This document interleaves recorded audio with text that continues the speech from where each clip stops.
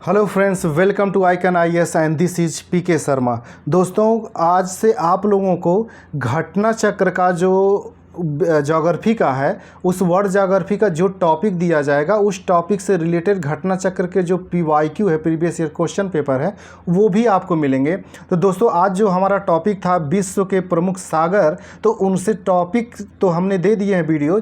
ये उसके बाद जो घटना चक्र की बुक आती है जिसमें क्वेश्चन फॉर्मेट में है दोस्तों, उसके भी वीडियोज आपको दिए जाएंगे। तो दोस्तों, जो लोग चैनल पे नए आए हैं वो चैनल को सब्सक्राइब कर लें ताकि उन्हें समय से वीडियोज मिलता रहे। और दोस्तों, अगर एक बार आप टॉपिक देख लेते हैं, टॉपिक के बाद घटना चक्र का पूर्वावलोकन जो है उसके सारे क्वेश्चन को देख लेते हैं, तो मान के चलिए कि आपका उस टॉपिक से कोई भी क्वेश्चन ऐसा नहीं होगा जो छूटने की संभावना हो। तो दोस्तों, ये जितना भी यहाँ पे खास करके टॉपिक इन्होंने नोट्स जो बनाए हैं, नोट्स में इन्होंने जो भी मैटर दिया है उन सब का मैंने अपना जो टॉपिक है उसमें नोट्स में दिया है, साथ में एक्स्ट्रा भी मैटर आपको दिए हैं। तो आपको यहाँ पे नोट्स देखने की ज़रूरत नहीं है, आप जा कर के मेरा वीडियोस टॉपिक वाला देख लेंगे। इसका जो विश्व के प्रमुख सागरों का टॉपिक है उसका देख लेंगे तो आपको सारी चीज़ें क्लियर हो जाएंगी। तो सीधे चलते हैं दोस्तों हम लोग क्वेश्चन पे। हमारा पहला क्वेश्चन है दोस्तों, इसमें पहला क्वेश्चन है दोस्तों, अजरबैजान की राजधानी बाकू निम्नलिखित में से एक सागर के किनारे स्थित है। तो दोस्तों, ये जो है ये कैस्पियन सागर के किनारे स्थित है।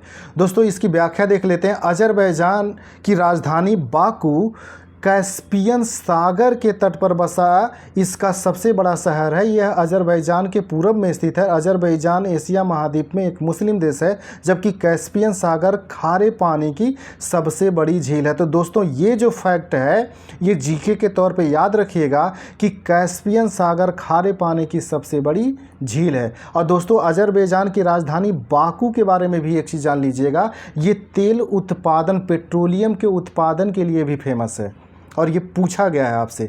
अगला दोस्तों, टर्की के उत्तर में है। तो दोस्तों, टर्की के उत्तर में काला सागर है। दोस्तों, जब मैंने काला सागर आप लोगों को पढ़ाया मैप में, तो वहाँ पे आप देखेंगे तो इसी के उत्तर में तुर्की देश है, टर्की जिसे कहा जाता है।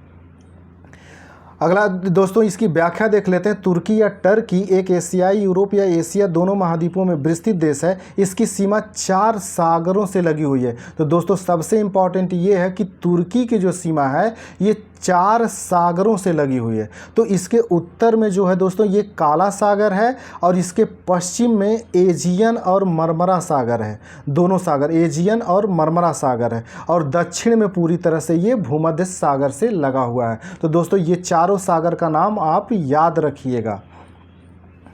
अगला दोस्तों, टर्की किनके मध्य स्थित है। तो दोस्तों, सीधे सीधे पूछ ही लिया कि टर्की किनके मध्य स्थित है। तो दोस्तों, काला सागर और भूमध्य सागर, 2 सागरों का नाम तो इसने दे दिया है जहाँ पे इसकी अवस्थिति है, लेकिन ये कितने सागरों से घिरा हुआ दोस्तों? 4 सागरों से। इसकी व्याख्या दोबारा देख लेते हैं दोस्तों। टर्की के उत्तर में काला सागर, दक्षिण में भूमध्य सागर, पश्चिम में एजियन सागर है स्थित है। काला सागर एवं भूमध्य सागर टर्की की क्रमशः उत्तर और दक्षिण राजनीतिक सीमा का निर्धारण भी करते हैं। अगला क्वेश्चन है दोस्तों, निम्नलिखित सागरों का पश्चिम से पूर्व क्रम। तो दोस्तों, पश्चिम से पूर्व क्रम यानी कि वेस्ट टू ईस्ट आपको इसमें क्रम लगाना है। और दोस्तों, ये क्वेश्चन आप मेरा टॉपिक देखेंगे तो उसमें मैंने मैप के साथ आपको बताया है कि पहले भूमध्य सागर है, फिर काला सागर है, फिर कैस्पियन सागर है, फिर अरल सागर है। ये चारों का क्रम मैंने बताया है। और दोस्तों, आप इसको याद रखिएगा और टॉपिक जा करके देख करके मैप से भी इसको क्लियर कर लीजिएगा। अगला दोस्तों, आंतरिक सागर है। दोस्तों, आंतरिक सागर जो है ये कैस्पियन सागर है। मूल रूप से दोस्तों ये एक झील है। आंतरिक सागर कहने का मतलब ये हो गया कि ये चारों ओर ये इनके स्थल भाग हैं और ये बीच में किसी महासागर से ये जुड़े हुए नहीं है। अगला दोस्तों, जिस महासागर से सारगैसो स्थित है वह है। तो दोस्तों, वह उत्तरी अटलांटिक महासागर में है। तो दोस्तों, यहाँ पे क्वेश्चन याद रखिएगा कि अटलांटिक महासागर न देकर के उत्तरी अटलांटिक महासागर दिया है, तो इसको याद रखिएगा। दोस्तों, इसकी व्याख्या में कुछ खास नहीं है, इसकी वजह से इसकी व्याख्या मैं नहीं दे रहा हूँ। अगला दोस्तों, सारगैसो समुद्र की विशिष्टता है। तो दोस्तों, सारगैसो जो है ये विशिष्ट समुद्री वनस्पतियाँ हैं। खास करके वनस्पतियाँ एक प्रकार की शैवाल है ये सारगैसो।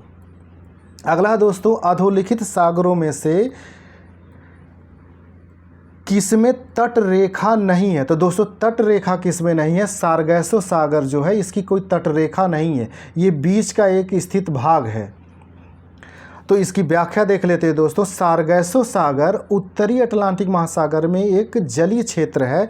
यह सागर पश्चिम में गल्फ स्ट्रीम, उत्तर में उत्तरी अटलांटिक महासागर, पूर्व में कनारी धारा तथा दक्षिण में उत्तरी अटलांटिक विषुवत धारा से घिरा हुआ है। इस क्षेत्र में सारगैसो नाम की वनस्पति बहुतायत में पाई जाती है, जिस कारण इसका नाम सारगैसो सागर पड़ा।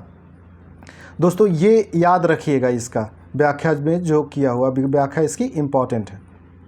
अगला क्वेश्चन है दोस्तों, इटली, सिसिली, सार्डिनिया या कोर्सिका से घिरे सागर का नाम है? तो दोस्तों टिरहेनियन सागर जो है, टिरहेनियन सागर, ये इटली, सिसिली, सार्डिनिया और कोर्सिका से घिरा हुआ है।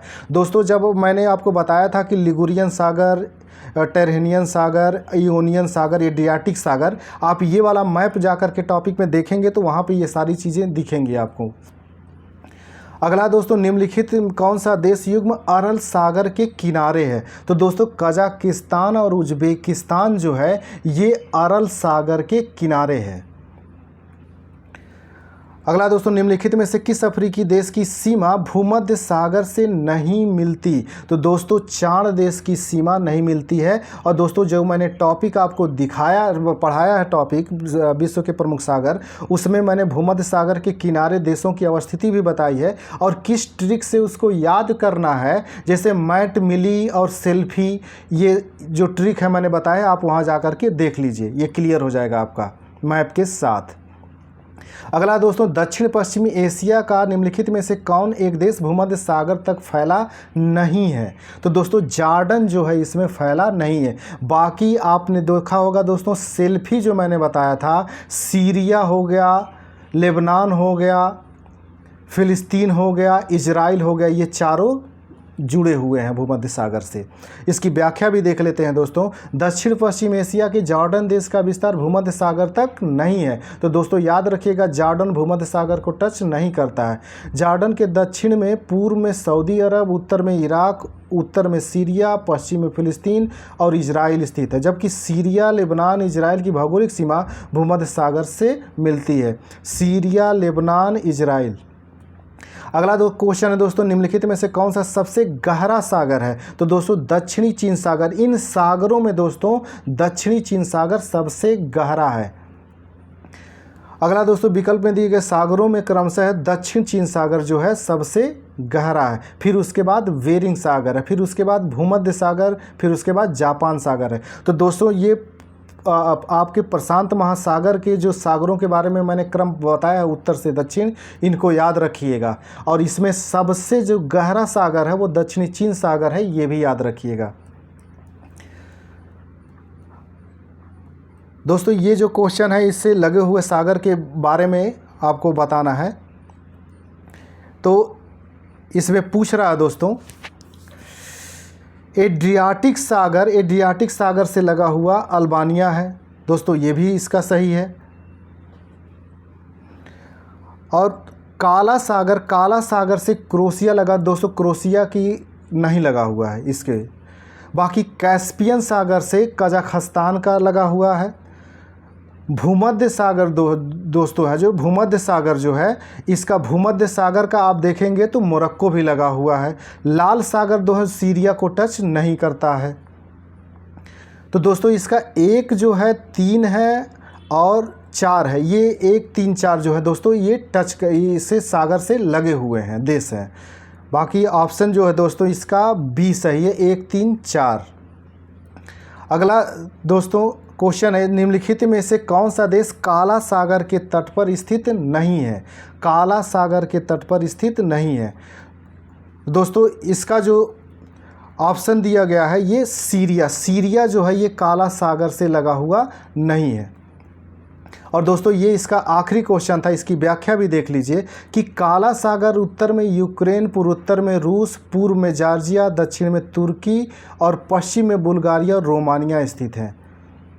तो काला सागर जो दिया है दोस्तों, इसमें काला सागर के तट पर स्थित नहीं है, तो सीरिया काला सागर के तट पर स्थित नहीं है।